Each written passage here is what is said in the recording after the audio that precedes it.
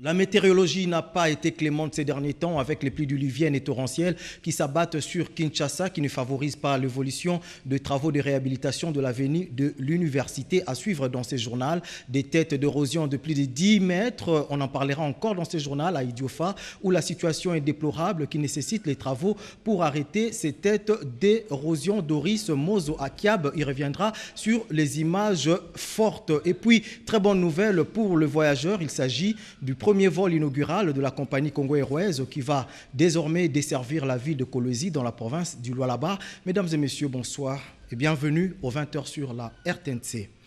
La traditionnelle réunion du Conseil des ministres se tient depuis cet après-midi à la Cité de l'Union africaine sous la présidence du chef de l'État, Félix-Antoine Tshisekedi. Puis vous suivrez, nous poursuivons. La montée des eaux dans différentes provinces de la RDC, due aux pluies diluviennes observées ces derniers temps, n'ont pas épargné la route d'Idiofa qui risque de se couper en deux. Nous sommes là dans la province de Kikwit. Doris Mozo, reportage. La ville d'Idiofa risque d'être effacée de la carte de la province du Kwilu. Depuis quelques jours, cette ville qui alimente la capitale en produits alimentaires de consommation quotidienne est coupée en deux. De têtes d'érosion de plus de 10 mètres ont causé des dégâts à la grande surprise de la population qui lance un cri d'alarme à l'endroit des autorités du pays. Alors, pour moi, c'est trop. À moins que je meure. Si l'État ne veut pas, il n'a pas besoin de nous, à moins que je puisse mourir. La population sollicite une attention très particulière à cette catastrophe qui ne demande que de travaux de remblayage afin d'éviter des propagations de ces érosions qui a comme conséquence la rupture de la distribution des produits en provenance de cette ville, voire même aussi les produits qui proviennent de la province du Kasaï. Des matériels de génie civil pourront faire éviter des éboulements de terrain qui viennent de partout. Idiofa risque de se perdre. Au gouvernement et aux notables de cette ville d'intervenir car l'urgence s'impose. Nous restons dans ce même registre de catastrophes naturelles avec cette question. Où en sommes-nous avec l'évolution des travaux de réhabilitation de l'avenue Université qui était également coupée en deux au niveau du quartier Livoulou suite aux pluies diluviennes? À en croire les ingénieurs et la population, les travaux n'avancent pas normalement. Reportage Rodé Panda, Diane Balaka et Yves Kabouaba nous en disent plus. Qui se sont déversés sur la ville capitale Kinshasa, causant ainsi plusieurs dégâts matériels et morts d'hommes, sans oublier les érosions ouvertes ici et là et l'avenue Université vers Intendance. À Livoulou, coupé en deux, le chef de l'État s'était rendu sur ces sites. Le lendemain, des instructions fermes étaient données pour le début immédiat des travaux de réhabilitation. Ces travaux, commencés sur cette avenue Université, évoluent normalement. La désolation, c'est la loi de la pluie qui ne cesse de s'imposer et perturbe le rythme des travaux. Elle emporte tout ce qui s'est fait déjà. La population salue le début de ces travaux, mais avec inquiétude. Ça, c'est la deuxième fois. Je suis natif de ces quartiers. Cette fois-ci, l'ampleur de cette érosion est très grande. Il faut déplacer les gens pour bien faire ce travail. Tranquillement, il faut d'abord déloger bateau. Que le gouvernement donne le moyen pour achever ces travaux et sauver la vie de la population en détresse. Ici, il y a deux trous. Les techniciens travaillent avec beaucoup de peine. Trouver sur place les responsables de l'office de la voirie et drainage, implore la clémence de la Dame la Pluie, interpelle la population pour des constructions anarchiques, mais aussi souligne que la solution dépend du rythme du financement qui doit suivre. Plusieurs fois, les pluies qui se sont abattues ont emporté toute la terre de remblai qu'on avait mis. Nous pensons que le climat va être un peu clément avec nous, à la population riveraine de ce coin, de ne pas déstabiliser encore une fois les zones que nous allons laisser stables. Au gouvernement, nous sollicitons seulement que les acomptes mis à disposition se poursuivent. Les usagers de cette route attendent avec impatience la fin des travaux et les saluent. Noël, la commémoration de la naissance de l'enfant Jésus, c'est aussi la fête des enfants. En prélude de cet événement, les décors sont plantés. C'est le cas de l'Assemblée nationale où sa présidente, Janine Mabunda Lioko, a célébré avec les enfants des agences et cadres de l'administration et cabinet de l'Assemblée nationale. Reportage Sylvie Mwembo et Bernard Baudot. La fête de Noël offre l'occasion dans nos familles d'échanger de vœux, de cadeaux et des paroles de bonheur et de prospérité. À la Chambre basse du Parlement, la présidente Janine Mabunda Liokomoudiaï et les membres du bureau se sont réjouis avec les enfants et familles du personnel administratif et cabinet de l'Assemblée nationale. Elle a saisi cette occasion pour dire un mot à ses enfants qui sont venus à la maison du peuple pour fêter en famille la Noël. Aujourd'hui, nous voulions honorer les parents de l'Assemblée nationale au travers de leurs enfants parce que c'est la fête de Noël et c'est la fête des enfants. Donc, bienvenue et joyeux Noël à tout le monde. Bonne année, joyeux Noël. Le clou de la manifestation a été la remise des cadeaux à ces enfants enchantés par les speakers de la Chambre basse du Parlement et tous les membres du bureau. Plus de 350 enfants âgés de 1 à 7 ans ont été conviés à cet arbre de Noël, le tout premier de l'ère Mabunda. Les Quinois en l'honneur, une stèle vient d'être érigée au croisement des avenues Stade et Ossué en mémoire des Quinois qui ont marqué l'histoire de la capitale Kinshasa. C'est le gouverneur de la ville-province Kinshasa, Gentini Ngobila, qui a procédé à son inauguration. Reportage Nono Mantsekou, Raphaël Nsadi. La semaine quinoise vient d'engendrer une place dénommée Place des Quinois à Kinshasa, lieu de mémoire pour les Quinois qui ont marqué leur temps dans cette ville capitale. Une stèle a été érigée au croisement des avenues du Stade et Oshué. Son inauguration est intervenue ce jeudi 19 décembre 2019 par le gouverneur de la ville de Kinshasa, Gentini Ngobila, et les questeurs du Sénat, Éric Rouboué, en présence de plusieurs autres personnalités, parmi lesquelles on compte le ministre d'État de la Communication et des Médias, Jolino Makelele, la ministre provinciale de la Culture et les bourgmestres de la commune de Kalamo. Pour le président de l'ASBEL Banakin, Godard Motemona, cette œuvre vient ressusciter l'association Banakin, connue il y a plusieurs années, un motif de joie. Il sera gravé sur cette dalle dressée le nom des vivants et des morts quinois que l'histoire mérite de retenir valeureusement l'appellation et dont l'étincelle de leur immortalité se verra taillée sur le roc. Si la réprobation des antivaleurs et la répression de ceux qui en garantissent la commission sont des éléments vitaux pour l'éclosion d'une société plus forte et plus juste, la reconnaissance des valeurs et de ceux qui les incarnent en est indéniablement la jumelle, car en effet, elle encourage les ambitions, indique les bels exemples, place toujours plus haut les baromètres de l'excellence. Rappelons que cette semaine quinoise sera clôturée le samedi 21 décembre 2019. La première édition de la journée de l'inventeur et de l'innovateur congolais a vécu le mercredi dernier. 10 projets ont attiré l'attention du jury et ont été primés. Reportage Betty Amani. Un pari gagné pour la première édition de la journée de l'inventaire et de l'innovateur congolais. 10 inventions ont été retenues et primées. La première invention est celle de la fabrication de la machine pour éplucher le manioc. La seconde invention est celle de la production du carburant à base de bouteilles en plastique. C'est sur base du naphtha que nous fabriquons du plastique par polymérisation. Et le système que vous voyez là, c'est un système qui nous permet de faire la dépolymérisation de ces plastiques pour les reconstituer en d'autres produits pétroliers.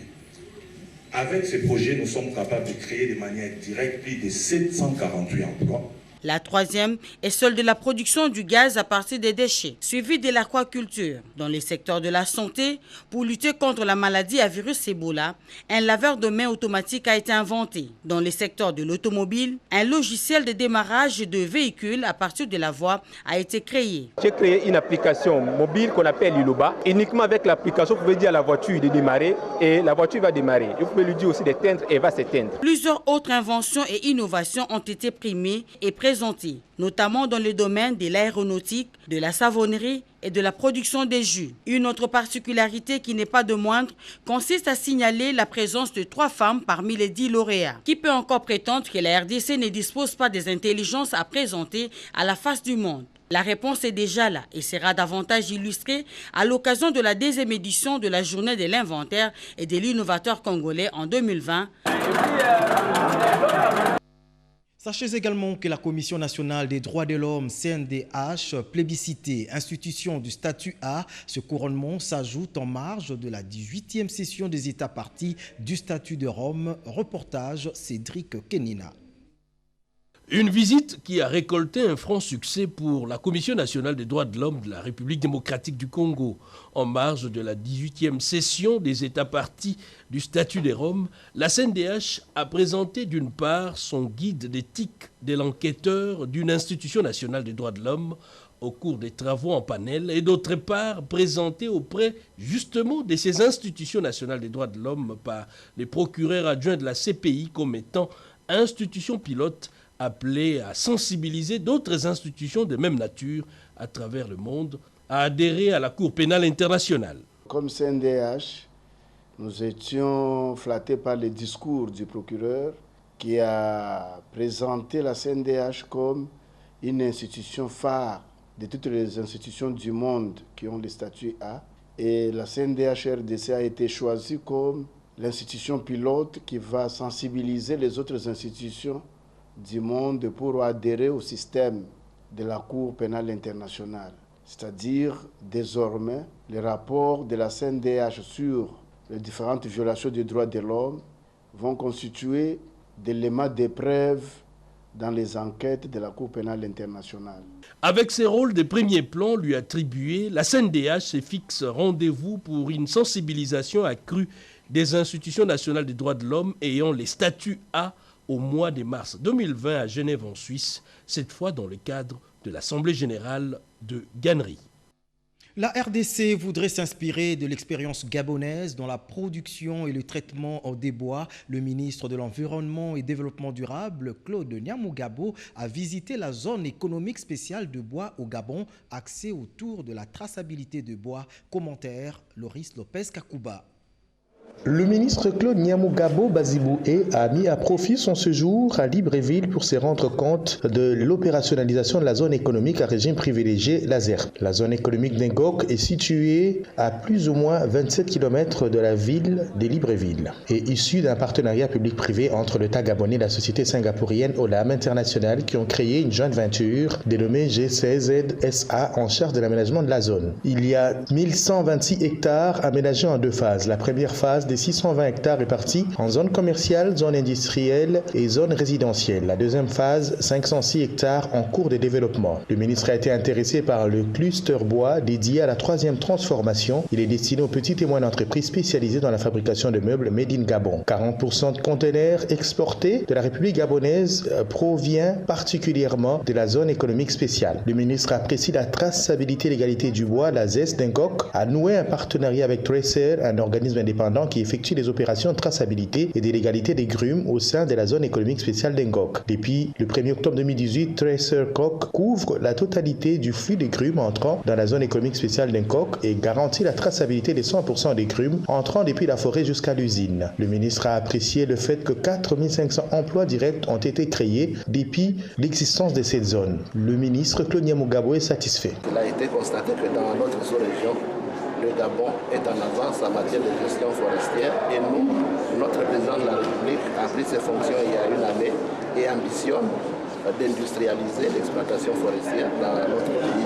C'est pour cela que nous sommes là, pour nous inspirer de cette belle expérience. Il s'en suivra plusieurs compartiments de cette grande zone industrielle qui est dépendante au niveau de l'électricité avec cette station, mais au niveau de l'eau aussi. Parlons santé avec le Congrès national des pédiatres de la RDC qui s'est tenu cette fois-ci à Lubumbashi. Nous sommes là dans la province du Haut-Katanga où plusieurs recommandations ont été formulées pour organiser le travail des pédiatres congolais. Commentaire Eugénie Dada-Chabani. Survie du nouveau-né et de l'enfant en Afrique, état des lieux, défis et perspectives, voilà qui a ouvert le 10e Congrès national des pédiatres à Lubumbashi. Les experts en pédiatrie et ceux de disciplines apparentées, venus de toutes les provinces de la République démocratique du Congo, se sont succédés pour développer chacun une thématique autour de la santé du nouveau-né et de l'enfant dans nos milieux respectifs, tels que la protection du nouveau-né contre le paludisme, en dotant les familles des moustiquaires imprégnés d'insecticides, l'accès à l'eau potable, accès aux installations sanitaires améliorées non partagées. La survie de l'enfant sous le plan psychomoteur, physique et la lutte contre les maladies pédiatriques négligées sont abordés au cours de ce forum de 3 jours. Disons que c'est pour la 3e fois que ces assises de haute portée se tiennent à Lubumbashi. Il s'y est de noter que les médecins pédiatres ne sont pas nombreux en RDC, d'où la nécessité d'en former d'autres. Ce consortium de 3 jours dans le domaine de la santé de l'enfant a été ouvert par le docteur Sambi Boulanda Joseph, ministre provincial de la Santé du Haut-Katanga. Le docteur Assoumani, président régional de la Société des pédiatres du Congo démocratique, directeur de cliniques universitaires de Lubumbashi et hôte de ces assises. Donc, c'est des éminents pédiatres et non pédiatres qui sont là et ensemble, ils vont débattre sans embâche de tous les problèmes sur la survie du nouveau-né et de l'enfant congolais. Réflexion et des solutions à tous les problèmes qui s'imposent sur la situation plus que dramatique de l'enfant congolais. Les entreprises publiques de l'État appelées à lutter contre la corruption qui gangrène notre société sous ses multiples facettes.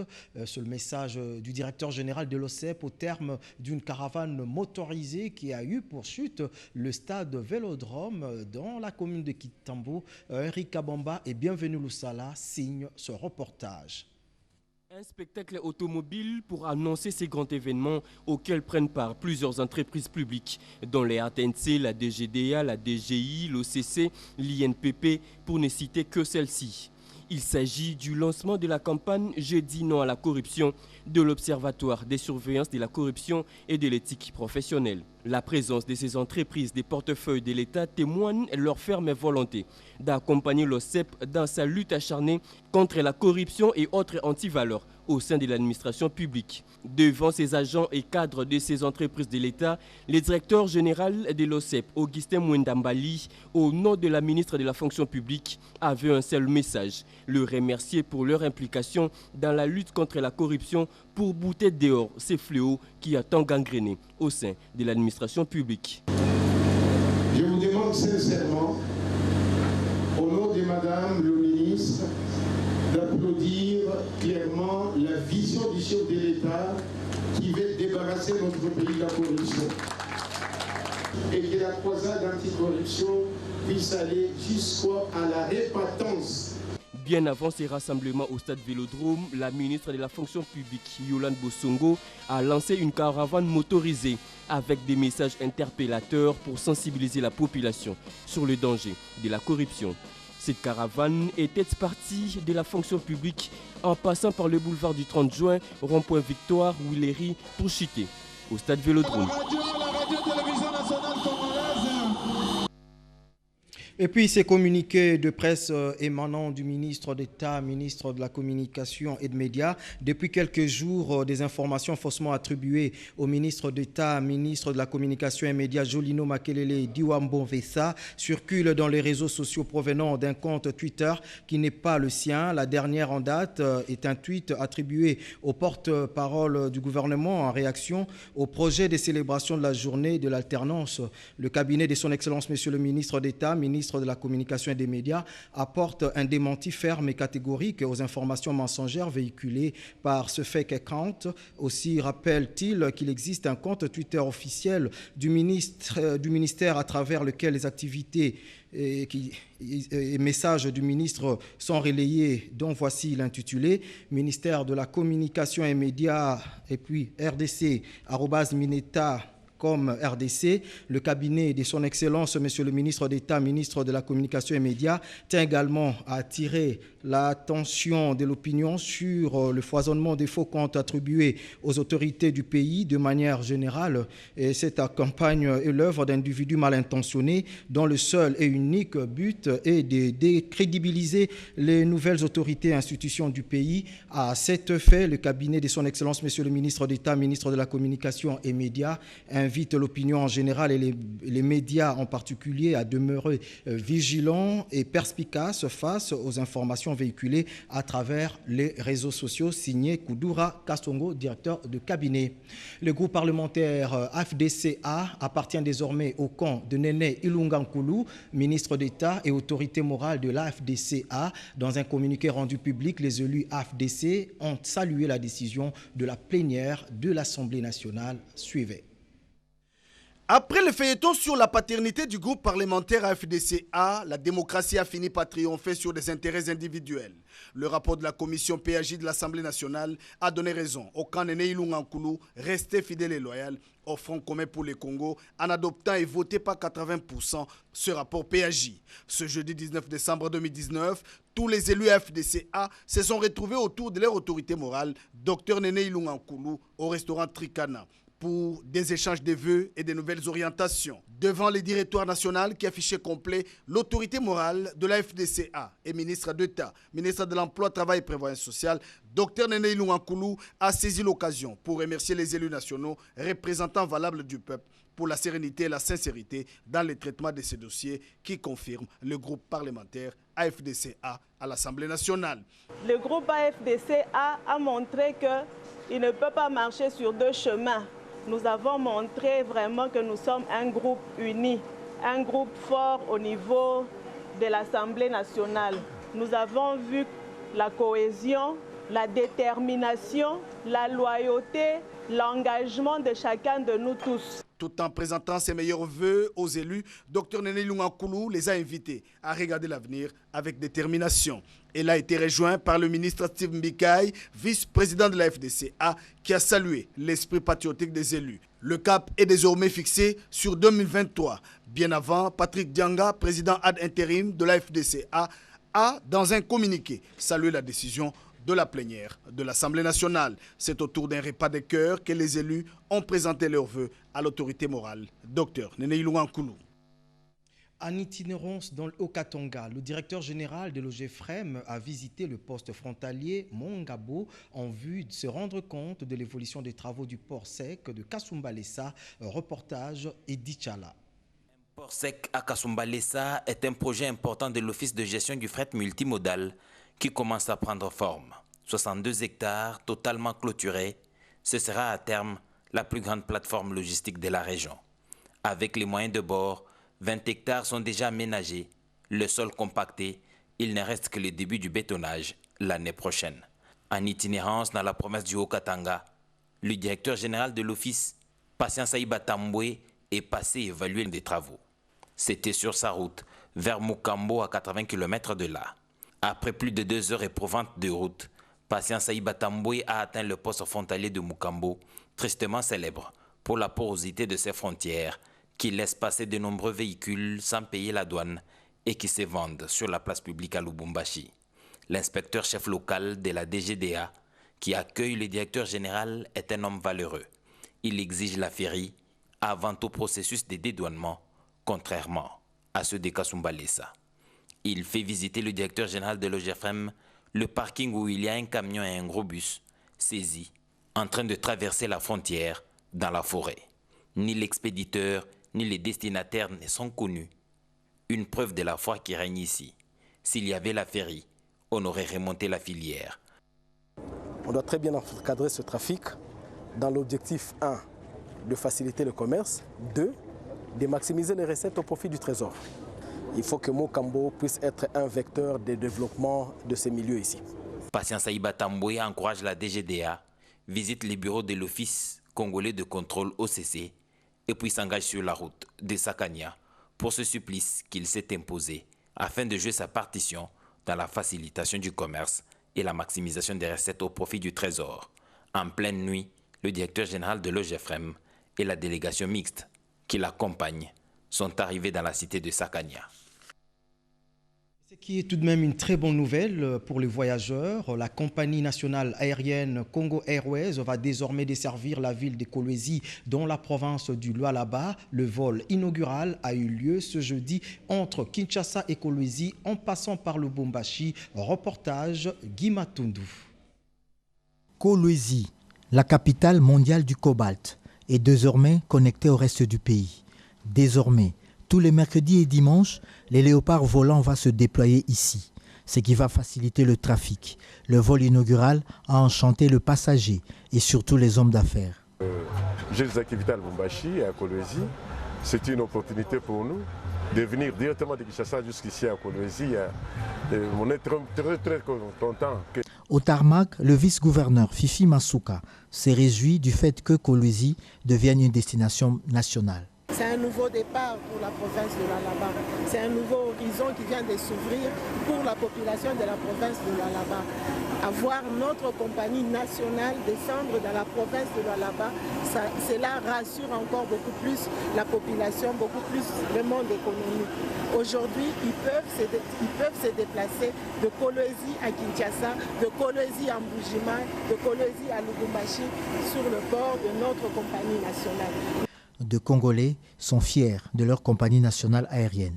Chapeau bas à Congo Airways, chapeau bas aux autorités du Lualaba, chapeau bas aux dirigeants même de Congo Airways, en commençant par le DG. Le directeur général Désiré Balaziré, qui peaufine d'autres stratégies pour le rayonnement de Congo Airways, était empêché et s'est fait représenter par son directeur administratif. Il y a très longtemps que ces projets existent au niveau de la direction générale de Congo Airways.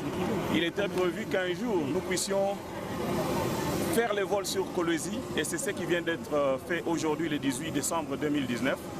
C'est un honneur pour nous. Dubaï est probablement la prochaine destination de Congo Airways.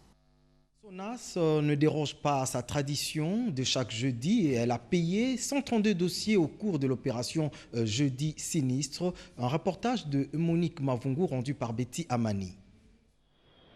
Pour ce jeudi 19 décembre 2019, la Société nationale d'assurance a indemnisé 132 dossiers sinistres au cours de l'opération d'indemnisation des sinistrés. C'était dans le branche d'assurance vie, automobile et incendie. Il faut noter que cette œuvre de la SONAS requiert un écho favorable auprès de nombreux souscripteurs, vu l'engouement au niveau de ces agences disséminées à travers la ville-province Kinshasa. Dans ses prérogatives régaliennes lui confiées par l'État, la SONAS effectue aussi les déplacements à domicile, voire même dans les hôpitaux, dans les soucis d'atteindre les sinistrés qui se trouvent dans l'incapacité de se rendre dans les lieux d'indemnisation. Il faut signaler également que le nouveau directeur général de la SONAS, Julien Bonieme Ekofo, s'engage personnellement pour la réalisation des différentes opérations au sein de cette entreprise dans le but de rendre un meilleur service aux abonnés SONAS.